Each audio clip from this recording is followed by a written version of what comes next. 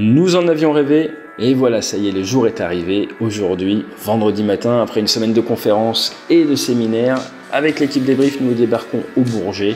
Nous avons un gros planning de tournage de prévu. Je vous propose de découvrir un petit peu tout ça sous le format vlog. Action!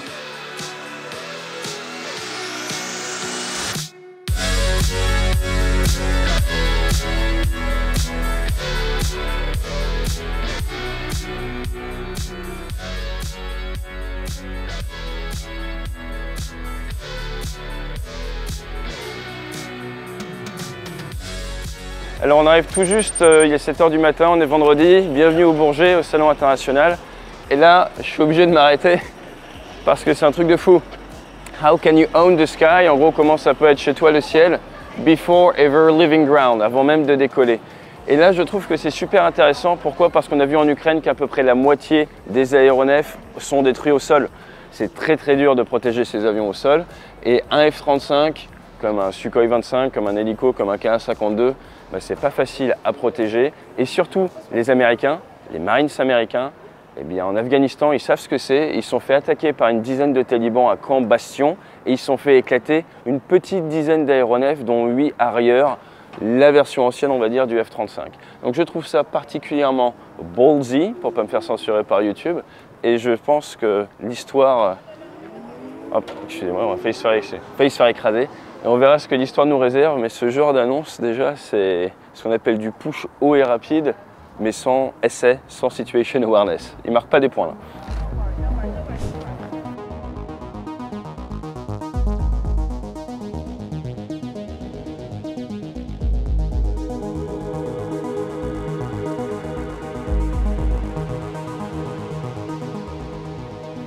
Alors le danger, ça serait un peu de voir ça comme le supermarché de l'armement et de la mort.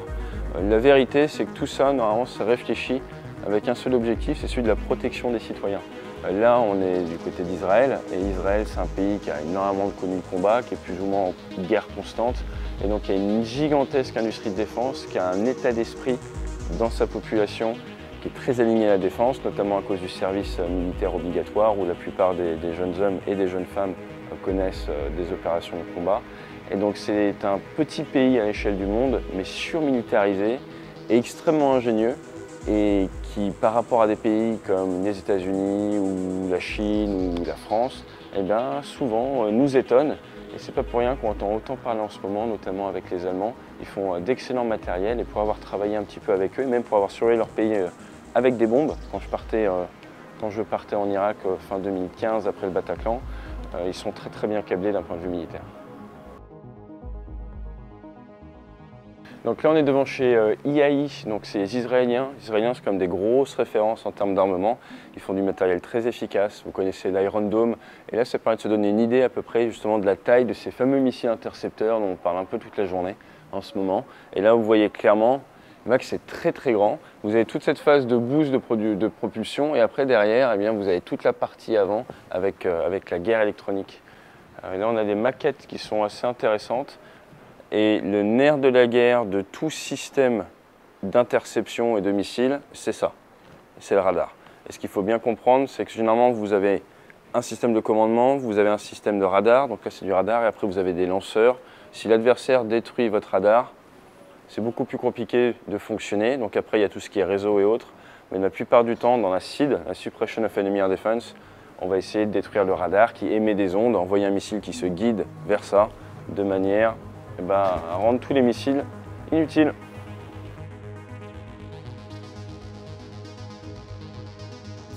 Donc vous connaissez la 330 MRTT qui fait du ravitaillement qu'on a maintenant en France. Là c'est la version 767. Et vous voyez qu'on peut à la fois faire du transport de PAX, à la fois faire du transport de civières. Ils ont rajouté des réservoirs supplémentaires. Et là ce qui est intéressant, c'est de voir qu'avec cette maquette, on voit clairement les deux types de ravitaillement. Vous avez le ravitaillement dit avec pod. Vous avez une petite hélice qui tourne devant, qui vient créer de l'énergie, énergie hydraulique, qui va permettre de sortir ce panier, qu'on appelle un panier souple, qui va quand même, il faut être franc, bouger à cause des éléments. Et vous pouvez ravitailler 2 aéronefs en même temps. Avec le Rafale, on faisait souvent ça grâce à la perche. Les systèmes américains, F-15 ou plein d'autres avions, même la plupart des F-16, on va plutôt être sur ce système-là. système-là qui va venir se plugger derrière l'avion. Et là, c'est plutôt le boomer, donc une personne à l'arrière de l'avion, grâce à une vitre ou des caméras, qui va piloter ce petit bras et gérer le ravitaillement pendant que vous, grâce à des références qui sont sous l'avion, vous restez parfaitement aligné. Et on va aller voir Rafael. Alors Rafael, eux, c'est des grosses références en termes de missiles. Ils m'ont toujours fasciné, c'est avec les Pythons. Pendant que j'étais en unité de combat, dès le super étendard, je m'étais mis vraiment à m'intéresser aux missiles RR. Et j'avais été très impressionné par, ça y est, c'est la première fois que j'en vois un pour tout vous dire, par le Python 5. Et le Python 5, en fait, là où ils ont été très malins, donc vous voyez, hein, les missiles, c'est assez gros, on va en parler dans quelques secondes, mais le Python 5, il a non seulement un senseur infrarouge, donc il détecte la source de chaleur de vos tuyères, de vos réacteurs, mais également il est utilisé et renforcé avec de l'électro-optique. Et lui, il va essayer de reconnaître la forme de l'aéronef et il va viser le cockpit. Et donc ça veut dire que quand vous essayez de leurrer avec des flares, avec des leurres infrarouges face à un Python 5, normalement, ce n'est pas une situation d'avenir. En dessous, on voit les Derby, on voit du Sky Shield. Voilà. Donc là, après, ça permet de voir à peu près la taille de ces armements. Et forcément, maintenant, on a tout ce qui est drone et munitions rôdeuses. Et ben là, on est tombé sur la nouveauté. Hein. Alors, ça fait toujours bizarre de les voir comme ça. Mais là, on est sur, on va dire, une nouvelle génération de missiles. En fait, c'est la munition rôdeuse. En soi, c'est de l'armement qui est prêt à frapper n'importe quand. Et on voit les différents modèles, les différentes tailles. Ça, c'est bien important de bien intellectualiser. Anti-fortification, anti-blindage, anti-personnel. Je ne vous cache pas qu'à première vue, ça me paraît pas très gros quand même. Hein. C'est-à-dire qu'en termes de charge militaire, ça va pas être dingue. Mais ils ont dû faire leurs essais. Et de manière générale, dans les armées, on préfère mettre un petit peu trop d'explosifs que pas assez, hein, je ne vais pas vous mentir. Après, derrière, on voit des modèles plus gros. Et très intéressant, si vous vous demandez mais comment ça se transporte, et ben là, on va le voir. Regardez. C'est un petit peu comme un lance-roquette, quoi. Et donc, vous avez votre sac à dos. Vous avez dans votre manpack à l'arrière eh bien, vos 2 munitions rôdeuses. Vous ouvrez votre système. Et là, eh bien, on vient monter les... On voit exactement comment ça fonctionne avec la caméra devant. Bref, c'est des mini-drones. Hein. Il y a vraiment, comme on dit, pas de quoi écrire la famille. D'un point de vue technologique, c'est pas non plus transcendant. Si vous faites de l'aéromodélisme, vous auriez pu inventer le concept. Hein. Ce qui est intéressant de voir, c'est la masse. On est sur du 7,8 kg. Là, c'est de la courte portée. Et du coup, on n'a que 500 grammes, j'ai bien dit 500 grammes de charge militaire, 30 minutes d'endurance. Et on est vraiment, du coup, sur de l'individuel.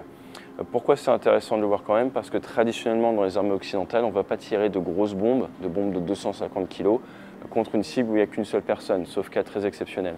Et donc là, ça nous permet d'avoir un choix, un panel d'armement pour aller chercher les personnes les unes après les autres. Ce qui change un petit peu, hein. L'arme aérienne à la base n'a pas été réfléchie pour traiter les gens individuellement. Et c'est un petit peu la révolution de ces dernières années, là, de ces 2 dernières années, c'est ce concept-là. Mais ça veut aussi dire que vous allez voir beaucoup de vidéos, beaucoup de data en fait sur on va dire de la frappe individuelle, mais à l'échelle d'une guerre, avant de faire vraiment changer la posture stratégique, il va falloir un paquet de petites attaques comme ça. Alors juste qu'on soit clair, là on voit super bien, c'est-à-dire que tu as vraiment effectivement la petite version antipersonnelle, de plus en plus gros. Les défenses aériennes qu'on a en 2023, pour 99%, elles n'ont pas été réfléchies contre ça. Donc il ne faut pas s'étonner que ça passe. Et la guerre, en fait, la technologie militaire, la technologie de combat, c'est ça en permanence. C'est innovation contre innovation, innovation contre innovation. Et là, clairement, on voit qu'il y a de l'innovation. Ça va être dur à détecter au radar, ça va être dur à intercepter, voire même, est-ce que vous voulez mettre un missile sur un petit drone comme ça antipersonnel, une munition rôdeuse antipersonnelle. Donc ça va forcer et tirer vers le haut toutes les recherches qui se font depuis maintenant plusieurs années sur tout ce qui est énergie, arme à énergie digérée, arme à énergie dirigée et non pas digérée comme je viens de le dire.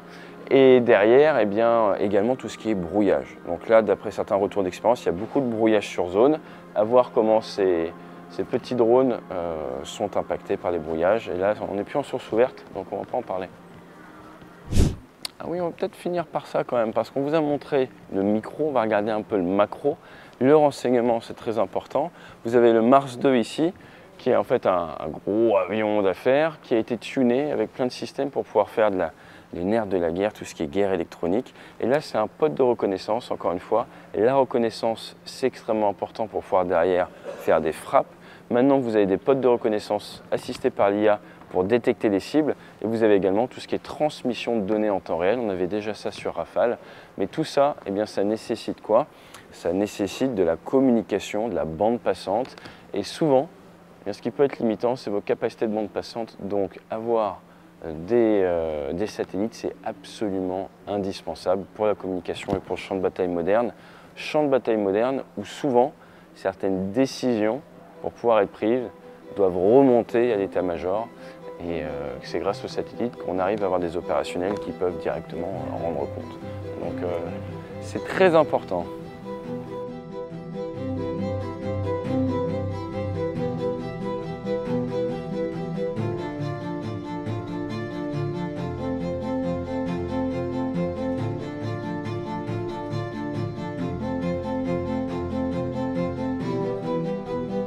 Ok, donc on a pas mal parlé armement. Le nerf de la guerre, c'est voir, détecter, guider. Et c'est au niveau de ces nacelles que tout se passe. Vous avez une capacité à voir et à émettre de la tâche laser.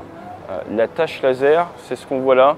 Pod warm, c'est-à-dire que son pod, c'est ça, pod de dénéglisation laser, il est chaud. Ici ou fail, c'est pas le genre de truc que j'aurais mis pour faire de la pub marketing dans un salon, mais c'est pas grave.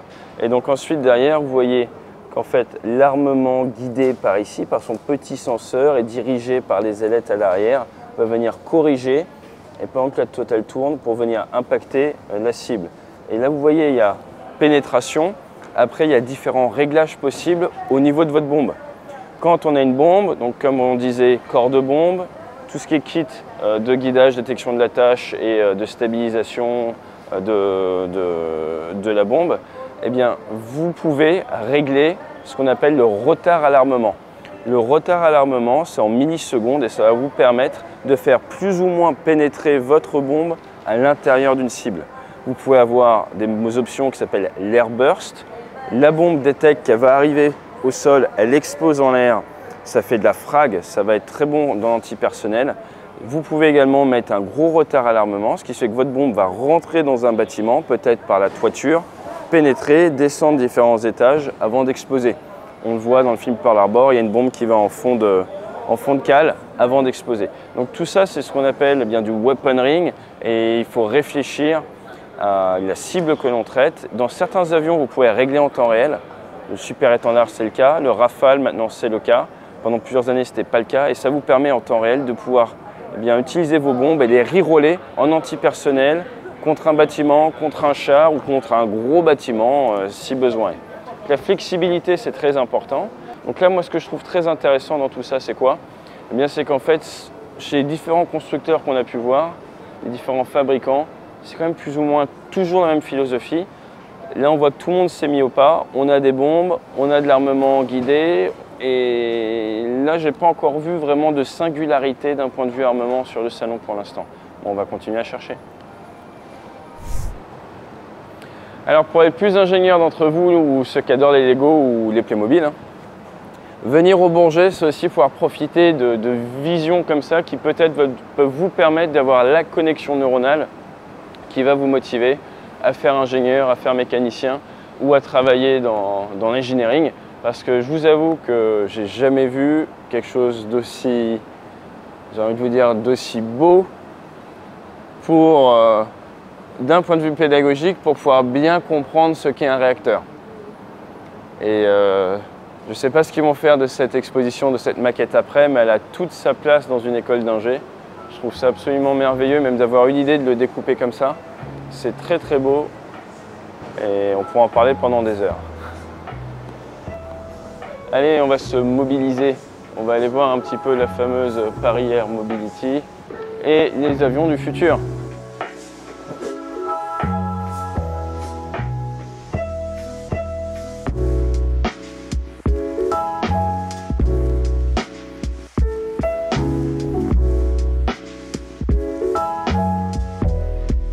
Je ne veux pas du tout casser la hype sur le futur de la mobilité, mais prenez du recul, c'est comme tout, parce qu'entre ce qu'on vous vend dans les médias en lisant directement une plaquette marketing qui est faite pour attirer des investisseurs et la réalité, il y a forcément un petit écart.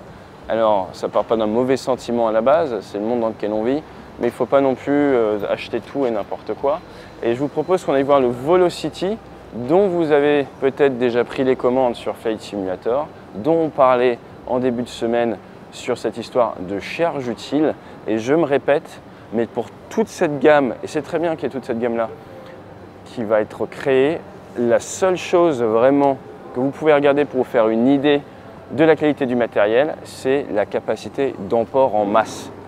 Et cet aéronef par exemple, il est vendu à l'instant T avec une charge utile de 150 kg. Ça peut vite être limitant et toute cette aviation-là, elle va devoir jouer avec ses limites de charge utile. Encore plus si on va aller chercher les investisseurs en Amérique du Nord ou autre. Donc ça, c'est leur gros challenge qui ne va pas vraiment être marketé, mais je vous encourage à regarder l'évolution de toute cette capacité de transport en vous référant à la charge utile. C'est le meilleur indicateur pour y voir clair. Ah bah là, on va aller voir Martin Baker quand même. On est chez Martin Baker. Martin Baker avec le 16F, ça c'est le siège éjectable du Rafale. Ce qu'il faut voir sur le siège éjectable du Rafale, c'est que vous avez ce qu'on appelle des rappels de jambes. Une seule poignée, poignée basse. Quand tu tires la poignée, il faut quand même y aller. Ça vient tout déclencher et surtout, ça vient te ramener les jambes. Si tu avais les jambes vers l'avant, ça vient te coller les jambes, te rabattre les jambes, mais également tu as un rappel au niveau des bras. Et comme ça te permet d'éviter d'être écartelé vivant. C'est un siège qui a une grosse spécificité, c'est que tu as à peu près une trentaine de degrés de recul. Pourquoi est-ce que tu as cet angle par rapport à la verticale? C'est pour réduire la distance entre le cœur et la tête et mieux encaisser le facteur de charge. Avant de faire du Rafale sur Super Étendard, on avait un angle droit. En termes de confort, ça n'a rien à voir. Seule problématique de ça, c'est au niveau du cou. Au niveau du cou, tu es constamment avec le cou un peu comme ça cassé. Si vous regardez des photos de pilotes de Rafale ou tous ceux qui ont du 16F, on a le cou un petit peu cassé comme ça. Donc ça peut fatiguer un peu les cervicales. On a pas mal de petits soucis de cervicales. Mais pour le catapultage, ça c'est absolument nickel. C'est un super siège. Et on va leur dire merci parce que sans eux, moi, je ne serais pas là. Donc là, vous avez, c'est génial parce qu'on a différents types de sièges. Vous voyez un petit peu les différentes spécificités. Alors, je vous disais que les sièges modernes, ils sont inclinés. Là, c'est celui du F-16. Donc, j'espère pas qu'il sera trop utilisé dans les prochains mois, mais à voir. Le gros point par rapport à Top Gun, c'est quoi hein? Comme on l'a dit, c'est qu'il n'y a plus maintenant de poignée haute. Tout petit problème pour l'opérationnel, quand tu veux prendre ta position d'éjection, tu veux essayer de bien aligner la colonne vertébrale et la poignée haute était avant la poignée préférée parce que ça te permettait de bien te grandir, bien lever la tête, tu regardes ta dernière vitesse, tu rentres les bras comme ça et tu tires et tu avais un bon alignement. Maintenant on est sur aller chercher la poignée vers le bas, il y a une méthode pour aller chercher la poignée au niveau des mains, tu passes le pouce en dessous comme ça. Donc tu te prends l'avant-bras avec le pouce en dessous, ce qui permet d'éviter que ta main soit plus facilement arrachée. Et donc tu te grandis, tu regardes bien vers le haut et j'insiste sur vers le haut parce que le siège étant incliné, naturellement si tu regardes devant, tu vas te faire mal au cou. Donc tu te mets bien, tu te cales bien, tu rentres les coudes, le pouce en dessous c'est important et là tu peux y aller et espérer que tout se passe bien. Et statistiquement, on le voit derrière, 7697 vies sauvées, c'est pas rien et bah, mon père en fait partie. Donc merci à Martin Baker qui font d'excellents sièges éjectables qui fonctionnent très très bien.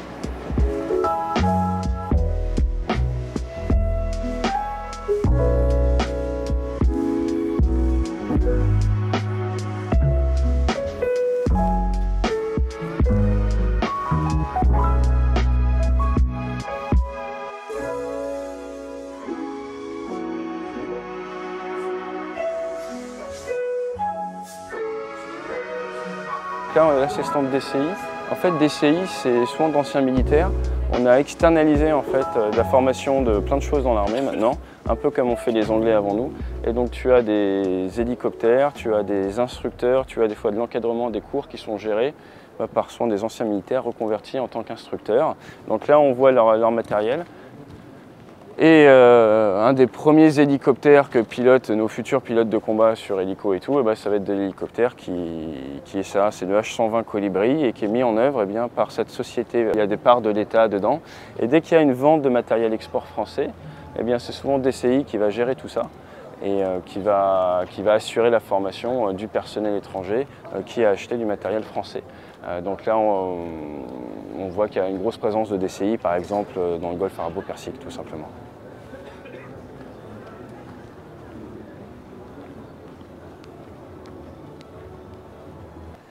Et là, on a Turgis Gaillard, c'est la révélation franco-française un petit peu du salon. Donc la France a sorti, enfin, ça y est, je crois que c'est sur des fonds privés ou quasiment, un drone mâle. Donc c'est pas genré, hein, mais un drone qui va pouvoir monter à haute altitude, qui va pouvoir mettre en œuvre de l'armement, qui va pouvoir nous permettre, eh bien, tout simplement, de notre côté, d'avoir grosso modo une sorte d'équivalent du Reaper que l'armée française utilise à l'heure actuelle et pour lequel on est obligé tous les ans de louer de la bande passante satellitaire. Donc là en dessous, qu'est-ce qu'ils nous ont mis en display?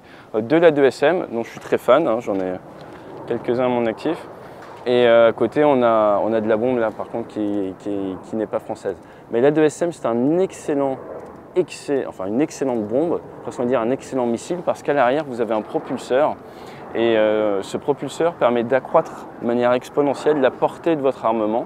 Et sur un aéronef comme ça qui va être assez lent, hein, qui va pouvoir rester en l'air pendant à peu près 24 heures, qui va quand même pouvoir prendre 3 tonnes, donc c'est grosso modo une tonne 5 de bombe, donc il peut partir sans souci avec 4A2SM, comme le feraient la plupart des Rafales au-dessus de l'Irak. Et là, vous pouvez impacter le champ de bataille de la même manière qu'un Rafale Marine, quoi. Donc petit point quand même à garder en tête, c'est que les patrouilles de chasse, on va partir à 2. Là, ça risque de voler un peu tout seul, mais c'est vraiment pas gênant. Et par contre, l'énorme avantage, c'est l'autonomie de 24 heures. Donc même s'il faut du temps pour se rendre dans la zone, typiquement, si je fais un parallèle avec les missions qu'on faisait à Ramadi, vous pouvez largement vous dire qu'ils ont au moins une douzaine d'heures sur place. Après, petit point quand même d'attention, quand on vous parle d'endurance, vous voyez que c'est un avion, un aéronef qui est très lisse, qui est assez bien pensé. Commencez à rajouter les A2SM. J'aimerais bien savoir l'endurance et je suis prêt à vous mettre mon billet que ce sera plus de 24 heures. Donc il faut voir la dégradation des performances en conditions réelles opérationnelles et ne pas se dire il peut prendre tout ça pendant 24 heures, enfin peut-être, hein, mais c'est des petits points à suivre parce que la réalité montre souvent que vous voyez les A2SM, c'est très gros, ça traîne énormément, ça crée beaucoup de traînées et donc du coup ça va avoir un énorme impact sur votre consommation, sur vos performances et sur votre stay, votre autonomie sans ravitaillement.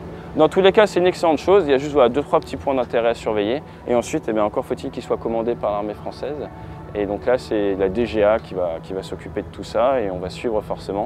En tout cas, le point qui est sûr, c'est qu'on n'arrête pas de dire qu'il faut que la France elle soit un peu plus bold, si je puis dire, téméraire, qu'elle ose, et clairement, Turgis et Gaillard, c'est ce qu'ils ont fait, on ne peut que les féliciter.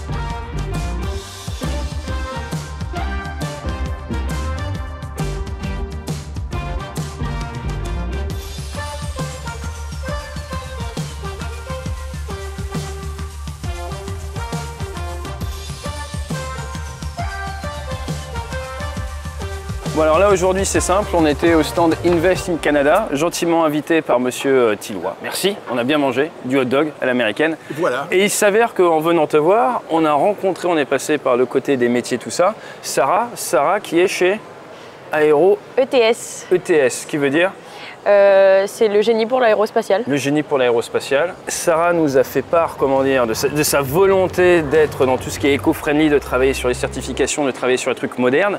Or, il s'avère que eh bien on a à côté de nous quelqu'un qui travaille pour Flying Whales et ben voilà, vous voyez la communauté ça sert à ça, ça connecte et on va aller voir si on peut trouver un travail du coup. C'est parti. C'est parti, allez. Écoute, bienvenue chez nous. Merci beaucoup. Tu es ici chez Flying Whales. Alors Flying Whales, c'est une société qui développe ce que tu vois là. Ça s'appelle dirigeable de charge lourde. Et tout ça, évidemment, avec une empreinte carbone extrêmement réduite parce que c'est Archimède qui s'occupe de tout. Voilà. Et voilà, donc ça c'est le pari que notre président a fait il y a une dizaine d'années maintenant. Et qui se trouve avoir embarqué avec lui un grand nombre de partenaires, de pays, d'investisseurs, dont le Québec. Le Québec. Voilà. Ouais. Alors, qu'est-ce qui te...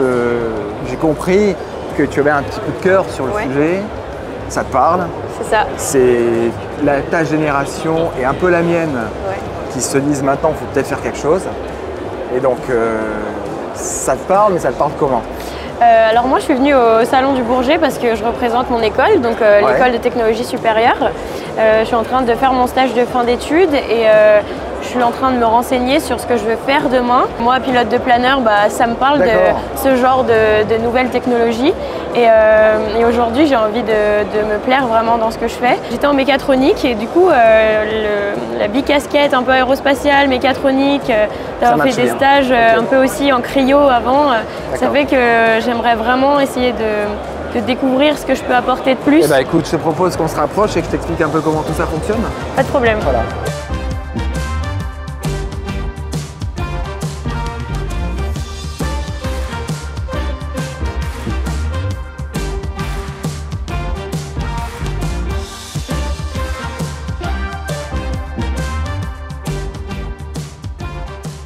Donc nous avons besoin, et ça tombe bien, d'ingénieurs, un petit peu de tous horizons et de toute sensibilité. La seule chose qu'on vous demande, c'est de la passion. On a besoin de plein de talents et nous on a été parmi les premiers à mettre ça sur les chemins et on compte sur des générations comme la tienne pour prendre la suite et amener tout ça là où ça doit aller. Ça sera avec plaisir de participer à un projet comme ça. Une météo magnifique, 400 000 visiteurs, l'aérien fait toujours rêver et plus que jamais, l'aérien est porteur d'espoir pour la nouvelle génération. Il y a énormément de carrières à faire et il y a surtout de grands chantiers autour de la décarbonisation à mettre en place. Donc je pense que la nouvelle génération sera au rendez-vous quand on voit l'enthousiasme dont faisaient preuve la plupart des jeunes que nous avons croisés. C'est une excellente nouvelle pour le futur des libertés et de la mobilité. Dans tous les cas, merci à tous pour l'accueil, c'était absolument génial. Nous vous préparons des vidéos sur le Falcon 10X, sur l'armement du Rafale, sur Turkish Aerospace Industry, et encore mieux peut-être sur un achat d'avion auprès de Daher. Bref, mettez-nous dans les commentaires quelle vidéo vous aimeriez voir en urgence. Le Rafale, le 10X, l'achat d'un TBM, les drones turcs, bref, dites-nous tout ça et on vous prépare tout ça avec Hugo. Dans tous les cas, j'espère que vous avez apprécié le salon. Rendez-vous dans 2 ans. Et l'année prochaine, il y a Farnborough. Est-ce que ça vous intéresse qu'on aille à Farnborough? On va y réfléchir. Allez, fly safe.